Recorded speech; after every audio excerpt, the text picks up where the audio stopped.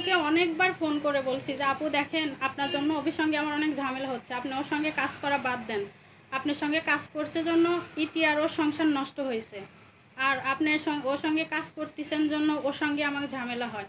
তখন ও আমাকে রিয়া আমাকে ফোন দিয়ে অনেক বকাবাজি করে, গালাগালি করে যে তুই কে, আমার আর অভির মধ্যে তুই কেন ঢুকিস, তুই কে, তোর কি হয়েছে, এটা সেটা অনেক কথা বলে।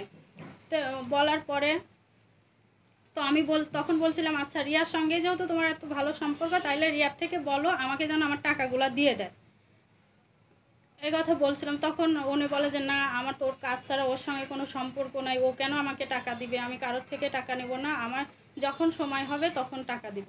আর এখন অস্বীকার করতেছে আমি নাকি ওকে কোনো টাকাই দিই নাই। আচ্ছা, এখন সর্বপ্রথম আপনি বলবেন যে ওর সাথে আপনার কি রিলেশনে আপনি জড়ালেন?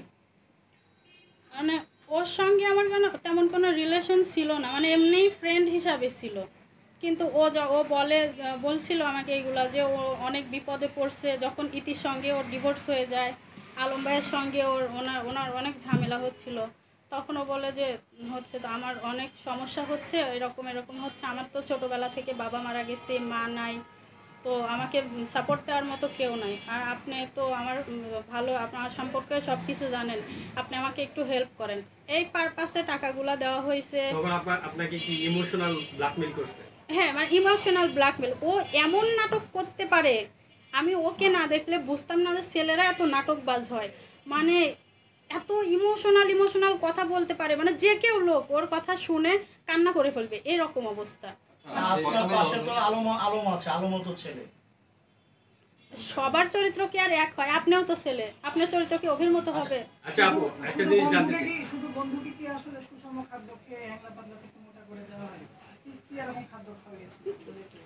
আমি মোটা তাজার কথা বলি নাই, আমি বলছি যে ওই 2 মাসের মধ্যে আমিই তো দাঁড় করাইলাম, ওকে সাপোর্ট দেওয়ার মতো কেউ ছিল না, ওর মতো কোনো ফ্যামিলি নাই। আপু আপনি একটু বলবেন যে বর্তমানে কিন্তু ভাই ভাইরে বিশ্বাস করে না, আপনি কি হিসেবে তাকে বিশ্বাস করলেন এবং এই তোমাদের সম্পর্কটা বলো, টাকা দিলেন? তোমাদের সম্পর্কটা বলো, কি হিসেবে বিশ্বাস করছো, তাতে কি সম্পর্ক, একসাথে কিভাবে কতদিন ছিল একসাথে ছিল, সে তোমার সাথে শারীরিক সম্পর্ক এবং শারীরিক সম্পর্ক তোমার সাথে করছে, তার সাথে ভিডিও আছে, সে সমস্তটুকু বলো, বলেন সংক্ষেপে বলো। মানে ওর সাথে আপনার রিলেশন ছিল? হ্যাঁ, এক রিলেশন ছিল, মানে ভালো একটা সম্পর্ক ছিল। হ্যাঁ। আর রিয়ার কারণে সেটাও নষ্ট হয়ে গেছে।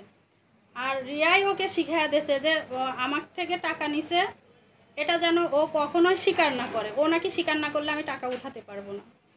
আচ্ছা, তো এখন ঘটনা যে আপনার সাথে যে অভির সম্পর্কটা ছিল, এটা কি ইতি কি তখন তার স্ত্রী ছিল না স্ত্রী থাকা রিয়ামণিকে যখন উনি ওনার কাছে নিয়েছেন তখন থেকে কোনটা?